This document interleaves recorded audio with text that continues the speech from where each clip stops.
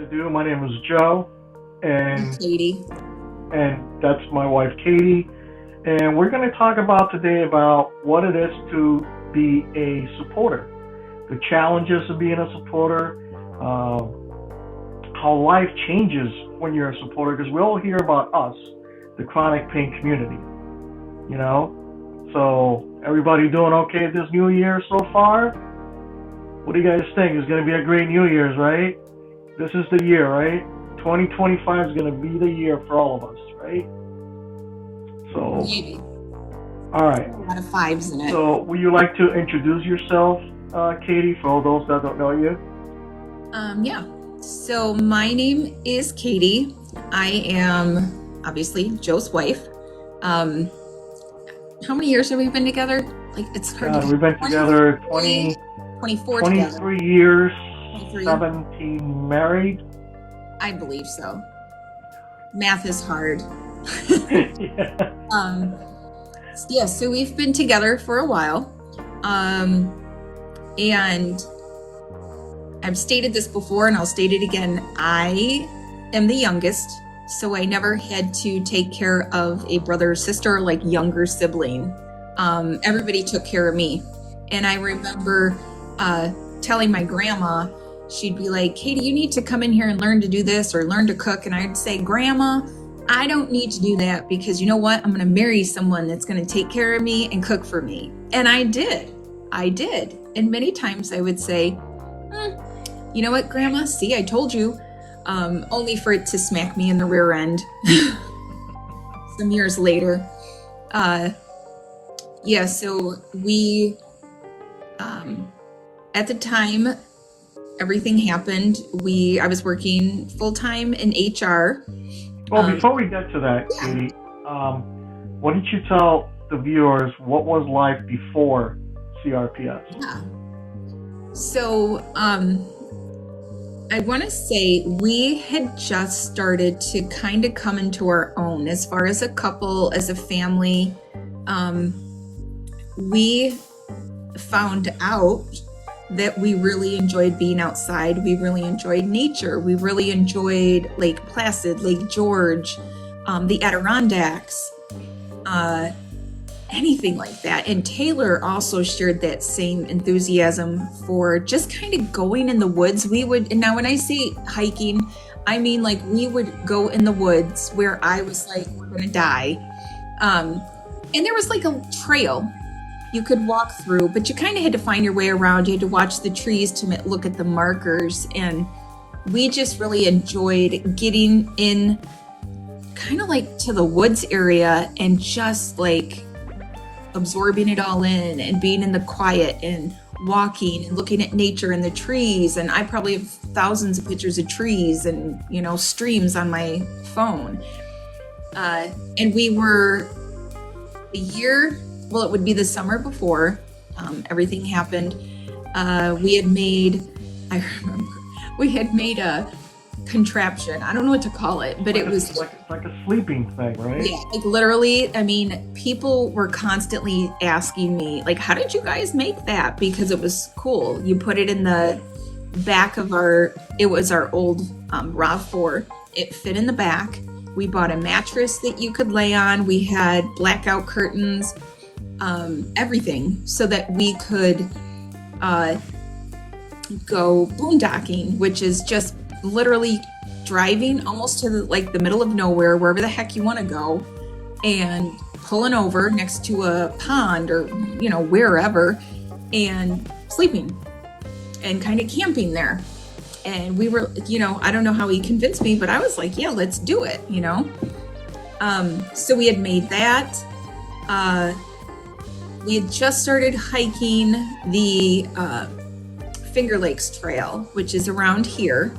And the Finger Lakes Trail, we had really just started it because we kind of went, I don't remember where it was, but we were remember where you and Taylor and I went? Yeah. That part. I mean, it was amazing. You were in the middle of nowhere.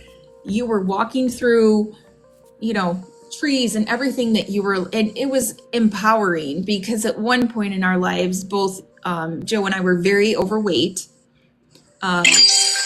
very, what's the word I'm looking for? Out of shape, Yeah. overweight. So it was really cool. Especially when you're hiking mountains, right? Yeah, it got really cool. Like we had lost weight, we were active, and we realized that him and I both just really loved the outdoors, and as well as Taylor. We bought the stuff for the Finger Lakes Trail, the maps. We literally sat down as a family and we were mapping everything out. And that would have been the summer of 2019. Because I'm a planner. I plan everything. Yeah. But we ended up, Joe had his slip and fall in December of 2019. But like I said before that, we had, I would say, we were very sedentary. Like when Taylor was younger and stuff, we were younger parents. So we were always like, hey, once, we're in our 40s, T's going to be in her 20s, and like we're still going to be young enough to do stuff, and we can, do all of this fun stuff. And that was our plan. And we were starting to put those plans into motion. Climbing mountains, we stayed on top of a mountain. We have pictures of it. It was funny. We stayed on top of beautiful. A mountain. Yeah, in a tent. Beautiful. We only got to do it once. And by the grace of God, we got to do it at least once. Yeah. Because looking back now, if we had waited, we wouldn't have been able to. So that's awesome. But like I said, we were very outdoorsy people. We like to be outdoors, in the elements, and physically active, do-it-yourselfers. Our house is basically the whole inside we had done ourselves, and changing the floors and everything. I want to say everything. We painted the house. We didn't hire people to do stuff. Like, we did it ourselves. And when I say we, I include myself and Taylor, because I would say, and I think you would agree with me, whenever one of us would have a wonky idea, like an idea of doing something, the other two would join in and help. And that's just how our dynamic has always been. And yeah, do you want me to go on from after that? So, we loved camping. We loved hiking. We loved, the great outdoors was our playground. And we kind of fell into that, right? Yes. Before I got real sick from being diabetic and all that, we did a lot of fishing. But then we learned that hiking was our true passion. Yes. So for all those that don't know, what my wife was talking about, the Finger Lakes Trail is a trail that starts in upper Pennsylvania, so New York, Pennsylvania border, and it goes all the way to Niagara Falls, but it also extends to the Finger Lakes.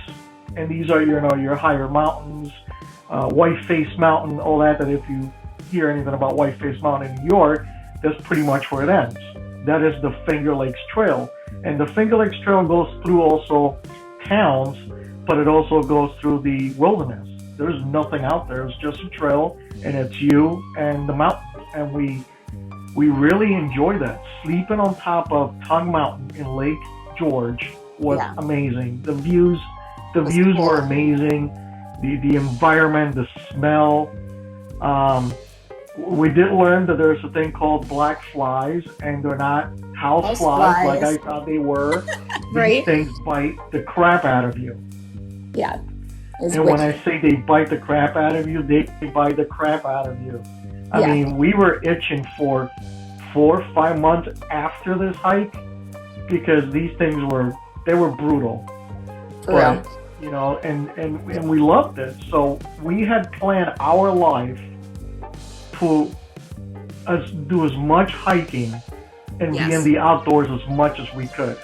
Yes. Yep. So how did this all change for you, Katie, once I got injured in December 3rd of 2019? So I think, like probably most people who get maybe like injured, or I would say injured. I'm going to say injured. We thought at first, oh, okay. He's going to be off. He's got to go do some, OT and all this stuff. And, we made sure we went to the best doctor, and we were just like, all right, you know what? You follow what your doctor says and you're going to get better. And it kept getting worse. And the more worse it got, especially I would say within that first year, it just kept getting worse. And we were like, there were times I was fighting with the doctor because I was like, there's something wrong. And I kept telling him, there's something not right, something's wrong. And I would say the doctor and I don't think I'm his favorite person, to be honest with you. But I speak my mind, and if I have questions, especially when it comes to my health, my husband's, our daughter, I'm going to ask. So we started out really with the hope. The whole goal was to get Joe back to work because A, he loved being an electrician. B, we needed the money. Like, we weren't able to just live on one income. And C, he's young. I mean, the man wanted to go back to work. He didn't want to sit at the house. He gets bored easily. He's very type A. So I would say at first our whole goal was to get him back to work, get him feeling better. I would say I started taking a little bit more on at that time, just to help. And there was stuff, and I mean, obviously, as soon as he got hurt, there was stuff he couldn't do right away. So I stepped in and kind of started doing those things until it progressed to where we are today, which I would say your initial question was, how has it changed after the injury? It did a complete 180. Everything that we thought we were going to be doing in our 40s and wanted to do in our 40s is not even an option anymore.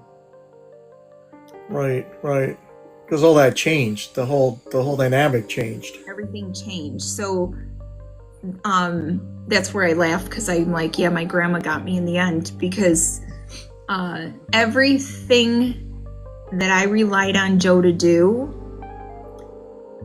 for our home, for our house, he was honestly the caregiver. He was the one, if Taylor got hurt, he would bandage up her foot or her leg or whatever, her elbow. We had a bee infestation. He would take care of it. And I'm going to be honest. Forgot about that. Yeah, I mean, very traditional roles in a way. But again, if you look, Joe is a big guy, so everything he was doing, he liked ladders. He's a guy's guy, and he's one of what did you call yourself? You're a master, jack of all trades, master of none. Yeah. So if you had him do anything, he could kind of figure out how to do it. He's like a MacGyver. I always call him MacGyver because he can usually figure it out. So Katie, Amanda asks, how do you handle it today as far as taking up more responsibilities? I will say, Amanda, I've come a long way, but I feel like me coming a long way is happening now. So what I mean by that is, I think pure survival mode, that I think I've been in survival mode this whole time. And it kind of kicked in. I always attribute it to, I was speaking to someone on the phone when I was in the grocery store, and I'll never forget, he said, yeah, my neighbor got hurt and couldn't work, and yeah, they just had their electric cut off, and I feel so bad for them. And I remember thinking, oh my God, like panicking. Oh my God, like we've worked too hard for this. We can't have our electric turned off. So I think a couple months before it got bad, meaning financially, we had talked about me getting a second job. So I went right into that second job, and I was like Superwoman, and people kept saying, look how much she does, you're doing great, this and that. But at the same time, in my head, I was overwhelmed. I was terrified because I ended up with high functioning anxiety. So I walked around to the world like everything was good and I could handle everything. And don't you worry, I'll do this and I can do that. When really inside, I thought, you're failing. You're doing horrible. You're not, everybody's mad at you. Oh my God, you didn't do something right. And when I wouldn't do something right, and I think, Joe, you can attest to this, especially work related, I would bawl my eyes out and be like, oh my God, and then I would say, put your big girl panties on. You got to get back out there and get on the horse, because guess what? No one's going to come rescue you. And that always played. No one's going to come rescue you. You know who's here? You, and you got to do it. That was what I would say in my head. And it didn't always work, I'll tell you. But I would say, again, I've been in survival mode for the last 5 years. We never thought it was going to last this long. Oh, for the love of God, no. When this whole thing started, I figured I'd go to OT, get, if I needed an operation, which I did, I got the first operation. Things were going to be great. I ended up getting a second operation, and then after the second operation, I think that's when you and me started to think, you know what, there's something else going on here. Yeah. It's not just I slipped, I fell, I hurt myself. You go to OT and you get an operation if you need it. And I mean, how many times did I fall after you fell? Because we figured Joe was always the one that would go outside and remove the snow and make sure there was no ice, not me. So every time I would walk out of the house, oh my gosh, they have videos of me falling because, of course, they put it to clown music. I kept falling. And then I started thinking, oh my God, you can't get hurt. I mean, the pressure that I feel still to this day, I can't get hurt. Like I've tried so hard to keep my weight at a reasonable thing, not drink too much caffeine, don't start leaning on dependencies because like alcohol or food, stuff like that, because I have to stay healthy, because guess what? It's me, and I know when I say that, trust me, I know that Joe would be out there if he could. And anyone, I know that 100%, because it's a lot, I think, to do, because you got to remember this. Our gutters, we live in New York, the gutters have to get cleaned. And I remember, I think that was one of the first things that I ever did, like physically. And let me tell you, it was a windy day. I climbed up that ladder, and I hate ladders. Okay, I don't like ladders.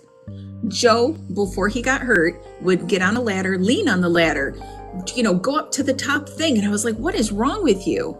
He kept going, you have to go higher. And I was like, I can't go higher. He goes, honey, you're going to have to. I went to that. I thought I was going to have a freaking panic attack on that ladder. But I'll tell you what, I cleaned the gutters. So after doing, and it's not just cleaning gutters, it's using a power washer. Never used one in my life. I had to learn to use the power washer to clean off the patio in the back. I have to carry everything. I had to learn how to plant garlic. I had to learn how to plant a garden. I had to learn how to put the washer fluid in the car. I had to learn how to jerry rig things so everything can go in our little cubby well, So by now, this is now changing the dynamic of the family. Yes. You've gone from being just a wife to now being the one taking care of the house. Not only inside the house, but the outside of the house, plus taking care of me. Yes. So, yeah. And honestly, there's still days and I feel very overwhelmed. I feel like I'm not doing enough for anybody. Like I'm doing a lot, but I'm nowhere at the same time. I'm very critical if I make a mistake. Yeah. And it changed the dynamic too. We leaned on our daughter a lot for help. One of our biggest things over the last, I would say, couple of years, because we said to her, when you get your master's, stay here till you get your master's. And she did, but now she's not here with us. So that's been another adjustment that we had to make, because honestly, she did a lot and, entertained you a lot too. Yes, because watching them. she was always here when you went in your Yeah, working your second job. Amanda asked, do you go to therapy as well? I do. I just started. I had a very hard time with it, Amanda, because I've been to therapy before. I would tell anybody to go to therapy. But I felt like if I had to go to therapy, like there was something wrong with me. Like if I had to go to therapy, there was something wrong with me. I couldn't handle what I needed. I am realizing, though, that that's not true. I know it's almost validating how I feel, because sometimes I feel like, Katie, what are you saying something? You know that Joe would do that if he could. Stop it, just do it. Or I'm a yes person. Oh, do you want? Yep, I can help you.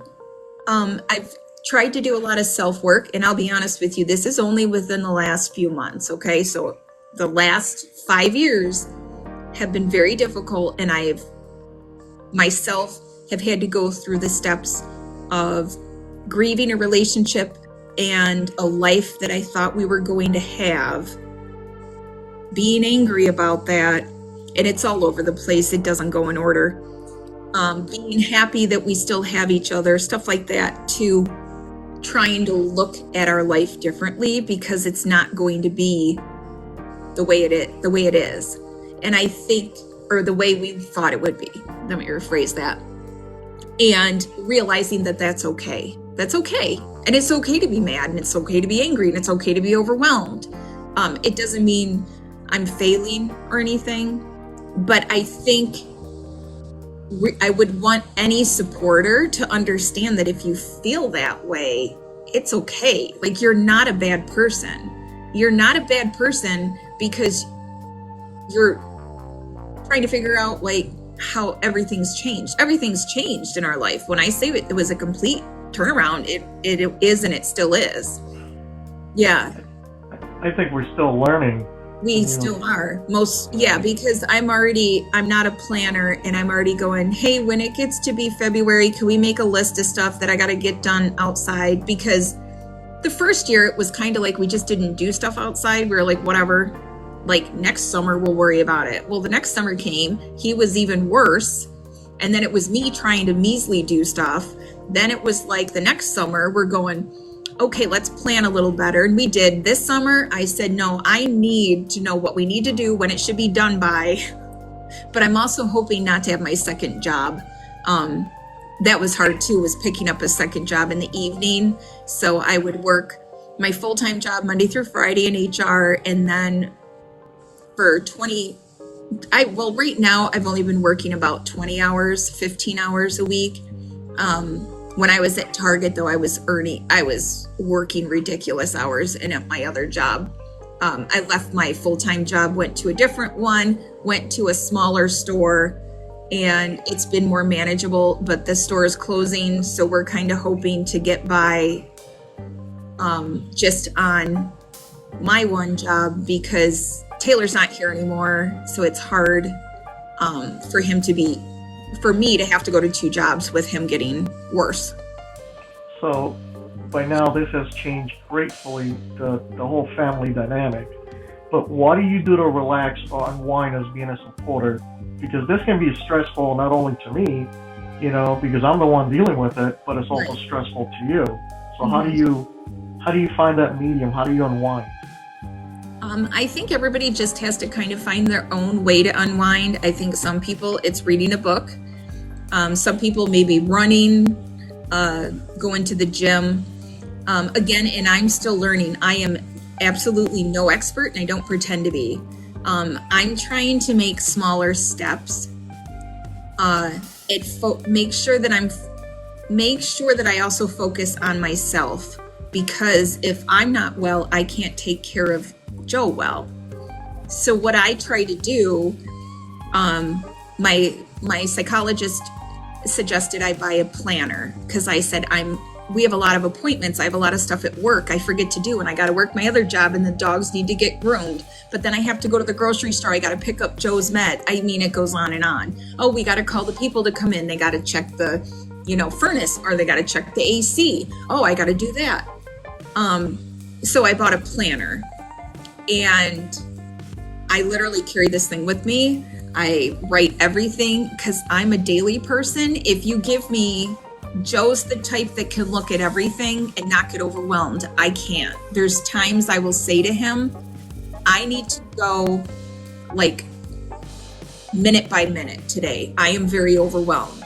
So I know just getting the planner and writing the stuff down and then looking at it on a daily basis has helped me just to kind of keep track of stuff. I also have gotten real weird about scents, which Joe knows. I have 2 candles that I've come to enjoy. I put those on sometimes when I just need to relax. And the smell, there's one that's like eucalyptus. It just relaxes me.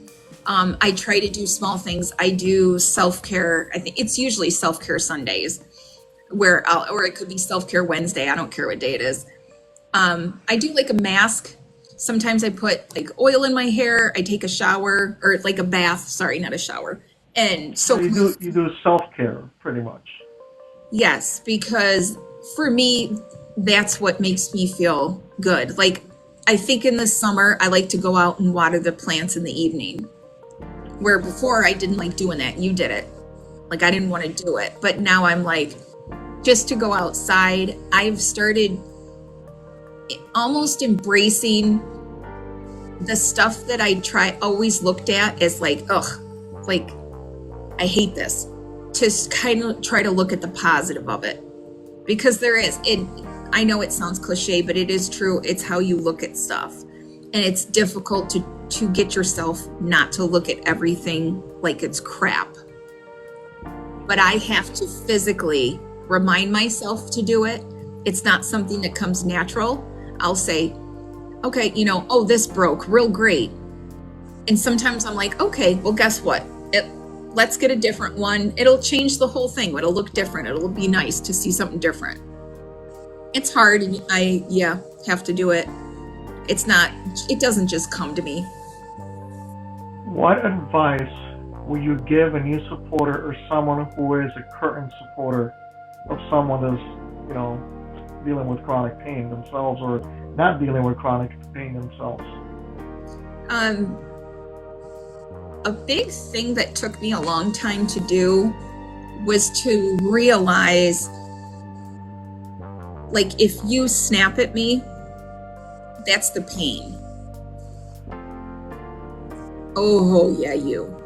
But you know what I mean. If you snap at me, I will have to, and I, again, physically say this in my head. It's not you, it's the pain. Because it's not him and I, it's not you and I interacting. At that time, we have other factors that are also contributing to everything. So I think realizing, seeing it from the person who has the injury or the illness, their perspective, but also realizing and validating your own feelings and that you're not a bad person because stuff is hard or because you're overwhelmed. And just realizing that you also have to take care of yourself. And I would encourage, because it's easier when Joe says to me, honey, go take a bath, or here, go light a candle, take a bath, or soak your feet. Because I think when you become a caregiver, you're so used to doing that role that it's hard to revert back to taking care of yourself. So just encouraging, hey, you like to get a pedicure, go get a pedicure. Or, hey, do you want to watch a movie tonight? Let's just chill out. Don't worry about doing whatever. Let's chill out and watch a movie. And just making sure that you're also taking care of yourself, because I did not do that for a very long time. And I've only recently started to make sure I do that. Keith had asked if there's any accessible trails. There are. The problem with the accessible trails is it's where everybody goes, and we didn't want to, when we decided to do the hiking and all that stuff, we didn't want to go where everybody went, Mm-hmm. But there are accessible trails. Yes, there's trails that are accessible. If you can't climb a mountain, right? If you're using a wheelchair, if you're using a cane, if you're using a walker, there are accessible trails that you can do. Obviously, they're not the ideal ones for me, but I guess I have to adapt, overcome, and improvise, right? We haven't really looked at any of that, to be honest. The reason for it is we've been so focused on my disease, right? We've been so focused on CRPS and what CRPS does. And even survival. We're in survival mode. I mean, pretty honestly. much, we're 100% in survival mode. That I don't think we've taken the time to actually sit back and say, listen, this has been going on for 5 years. Yeah. This is our life. Yeah. Going forward, we need to pick a balance, right? Yeah. We need to, and obviously with any chronic condition that you have, not just CRPS, you can plan all you want, and the day of that event, things can change. Yeah, completely. We don't plan to fail, we fail to plan. The problem is with a chronic condition is the other way around. You do not fail to plan, but when the day of it comes, those plans could and would change. Yeah. Because I cannot predict when I'm going to have a flare. I wish I could. I can sort of tell when it's coming, but I do not know how hard it's going to be, how bad it's going to be, any of that. Yeah. So I think too, a lot of times we want to do stuff, but I think sometimes we also, the CRPS is affects so many things. Like the heat affects it, the cold affects it, the rain affects it, the barometric pressure affects it. Like there's so many things that affect it that it's really, really hard to say, okay, we can do this. And there's sometimes, I know that he pushes through stuff because at the same time, like you want to be a part of stuff. Like you don't want to be like excluded where nobody wants to do. It's like, no, we don't want to do this, but it's hard. And I don't think, especially when you have something that you do not look sick. Okay. When someone physically looks at you, I think unless you're in, like I'm around you all the time, when you're not in that, it's like other people don't think as things. Like, hey, making sure that person has a nice chair to sit in when they come over because they're hurting. Or, not doing, oh, here, well, no, don't worry about bringing anything. Stuff, it's just stuff like that I think sometimes frustrates me too, is just how people don't get it. They just don't get it. Even though I explain it, and I think I explain very well. Like the other day I had someone say, well, oh yeah, I saw your husband's Facebook. Well, he doesn't look as bad as I thought, like what you describe. And I wanted to be like, because it's a freaking still picture and he's smiling. Like how hard is it to sit there and smile in a picture? It's not that hard. And I'm like, and I gave the person grace because they are younger, and I get that. I would probably be the same way at their age, but it's frustrating to me trying to get people to understand that even though you're looking at him and he smiles or he can do a live, that doesn't mean later he's not going to pay for this, because he'll pay for it. He's going to be tired. He's going to be in pain. You know what I mean? He's probably going to have to eat peanut butter and jelly if I make dinner. But it's just lying there, that's for sure. Yeah. I think that's frustrating. I know it's frustrating to the pain community, and it's also frustrating to your supporters to have people that just take a brief moment of your life and think they know what the hell it is. Because I'm like, you're not here every day. Yes, it is exhausting, and it's for family members and for friends, everybody, to try to. It changes both. Changes everything. Yeah. It changes the whole dynamic of the family. It changes your plans. It changes, we had plans, same as probably all of you had plans, Yeah. We had plans, grow old, go hiking, sleep on top of mountains, conquer the world, so to speak, and now you get this debilitating disease and you have to change completely everything that you thought of when out the door, and here you are, killing it, right? You try to make the best out of it. And it's hard too, because I feel guilty doing something without you. I feel very guilty because we did everything together. We went everywhere together. So case in point, being invited to go to that thing in March.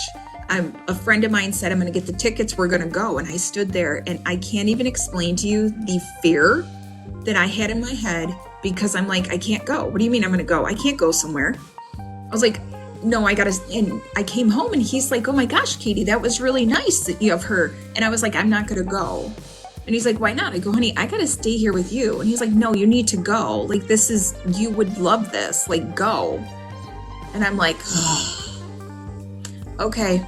And it's very hard. Like, it's very difficult because we did everything together. We were like, we still are. I mean, each other's best friend, but it just, we went to the store together. Joe and I went grocery shopping together. And it's been difficult trying to do that on my own, because you know why? I've never done it in my adult life. We've been together for 23 years. I've never had to go by myself and get stuff. And he laughs because I'll call him probably 3 times at least from the grocery store. Is this okay to get this? Like, I don't know. Is it, and yeah, it's difficult because I have to go do all this stuff by myself and I don't like it. Like, I want him there. We were supposed to do this together. It wasn't supposed to be separate, and that's hard. That's difficult. And on top, I would say too, and I don't even know if we talked about that, I ended up getting a second job. So with that, I'm not here a lot. And it's hard because I will feel guilty I'm not there. And I think sometimes then you feel guilty that I'm having to work a second job. And we'll kind of be like poopy with each other, for lack of better words, where we're like, because we're both frustrated that it has to be this way. But we also take time to say, okay, it's not always going to be this way. And because we also understand how quick life can change, we also say, appreciate where you are. Because if you don't live in the moment and put the phone down, or stop moving, you don't have to do the darn laundry all the time or whatever. Take time to appreciate where you're at, because I think all the time we always waited, we're gonna go this, we're gonna do this later, and guess what? It's not gonna happen now. So appreciate it. Take the time. It's never gonna be the right time. It's not gonna be the right time to have a baby. It's not gonna be the right time to go on that vacation. It's not gonna be the right time to spend that money. You have to just do it, because live in the moment. Yeah. That's what we keep trying to get our daughter to understand. We're like, go on vacations, go do stuff, because Taylor, we waited and look at what happened, Yeah. I mean, yeah. I could cry because I can't even explain to you like all the plans we had and everything it's sad to know that it's not going to happen. I mean, I think when this first started, we're like, well, it's not going to happen right now. But then I think now we pretty much understand that this is not going away. This is going to be here. It's for life. It's a change for life. And it's getting worse each year. So it's not like I can say, oh no, he's better than he was 2 years ago. No, he's worse than he was 2 years ago. But I also have this time with him. He's still the amazing man that he ever was. And I want to appreciate that, because who knows what we always say. And I know, Joe, you and I always have said, you never know where you're going to be in a year. We would tell Taylor. We took that to the extreme, didn't we? Yeah. Yep. Because we would say to Taylor, you don't know where you're going to be. Spend time with your girlfriends and go to Salem. When they went to Salem, we said, Taylor, because one day you guys could go a different way and just do it. Go have the fun. And I get that, even Moonchild, because I feel like I'm a different person than who I was. And I think embracing that and trying to realize, I think what it's done for me recently is I'm trying to figure out who Katie is. Who is Katie? Who is, Because you're mourning the person that you used to be too. The same way I'm, my life changed. Your life changed in the same plate, You know what? That's sad. I'm going to cry because I never looked at it that way. But I never looked at it that way. But at the same time, I'm mourning who I was because I'm different because of what happened. Oh, geez. Stop. Now I'm crying. I'm glad the camera's not on. But yeah. And it's trying to figure out then who am I? Because, and I think that's the thing. And I think a lot of people, even I didn't think about that your supporters change. And then you're sitting there, and I'm going to be 50 this year, and I'm going, who am I? Who's Katie? Like, who is this person? And it's trying to work your way through that, trying to navigate the difference, how our marriage has changed, how our life has changed. Yeah, just trying to do all that. And it's overwhelming. It's really overwhelming. But it is. Yeah. Well, with that said, I do have to say that this has been a great live. Yes. I thank you from the bottom of my heart for coming out here and being vulnerable, for just being open and, talking to the rest of us, telling us, how you feel, how things have changed you, how things have changed your life. And I think it's important because I never want somebody to think, because you see a snippet of us on TikTok or Instagram or whatever, I never want someone to think like, holy crap, I'm screwed up. Look at these two. Because I'm going to tell you something. We don't have it together. I'm living, honestly, I'm just I'm a person that flies by the seat of her pants. That's what I do in every aspect of my life.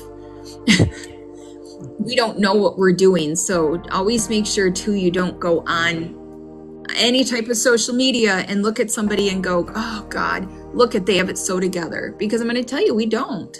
We fight. I mean, I know a lot of people would say, oh, Joe and Katie, I want a relationship like you guys have. And I would say, listen, we fight. We don't talk to each other sometimes. It's not always fun and games. And especially when you're sick or you have a condition, because your mood goes like up and down, especially with medications and everything. What's your goals? Aiden is asking, what are your goals? Oh God, that's a tough one. I've started to make, since my psychologist suggested I buy an affirmation planner to keep myself organized, I got a really cool one on Amazon, and it goes through and it asks you like what your goals are for the year. What is one word to describe like how you want your year to go? Which mine was 2 words, but it was slow down. So what I do is, and it says, what are your goals? My goals are to be a little kinder, not just to other people, but even to myself. To slow down and start appreciating stuff, silly stuff, like a flower or how beautiful something looks, the sunset, and just, I would say, trying to be more present, because for the last 5 years, I feel like they flew by because we were just in survival mode trying to get through. So I think right now, just trying to do that, trying to walk, not that I can't walk. I can walk. I just haven't had time. Getting back into we have a gym at work. So going in there during my lunchtime, walking, trying to manage my stress so that I don't want my stress affecting us. And I want to learn a lot. I would like to learn more about myself. Like, who am I? What do I like to do? Stuff like that. Like I think, Joe, you would agree that I've changed a lot since then. Like, silly. Oh yeah. I mean, we both have grown in different ways. Yeah. Like, I always want to say to people, don't save, and this goes for anybody, if you're a supporter or someone that has an illness or is sick, don't save that dress to wear to someplace special. Wear it now. Like, I used to go, well, I can't wear dresses. We have no place to go. Well, no, I really have no place to go now. But you know what I do? I flounce around in the yard in a dress. I mean, it drives my husband crazy because I'm out there in a white dress gardening, and he's, with boots on, and he's like, what are you doing? And I'm like, I'm living my best life. I am going to romanticize my life because no one else is going to come do it for me. So I'm doing it myself. And whatever that looks like, whether it's sitting, and reading a book with a candle on or whatever the heck it is. But I always say, you know what? Especially now, I feel like when you look back, you've missed out. And I'm saying you as everyone, you've missed out on so many things because either you were too scared to do it, too tired to do it, too lazy to do it, whatever it was. Do it now, because that's the biggest thing this has taught me. Your life can change in an instant. Well, with that said, I would like to thank each of you. Yes, thank you, guys. Watching our live, for being part of this great first live that we had. I know I've never done a TikTok live. You can't say it anymore now. You've done it once already. And I would like to wish everyone a happy new year from the bottom of our heart. From our family to yours, we wish you nothing but the best. Yeah. Hope next year, or next year, already in this year, right? Love, happiness, money, wealth, health, anything you desire comes to you. Yes. We love you all, and as always, I see you and I hear you.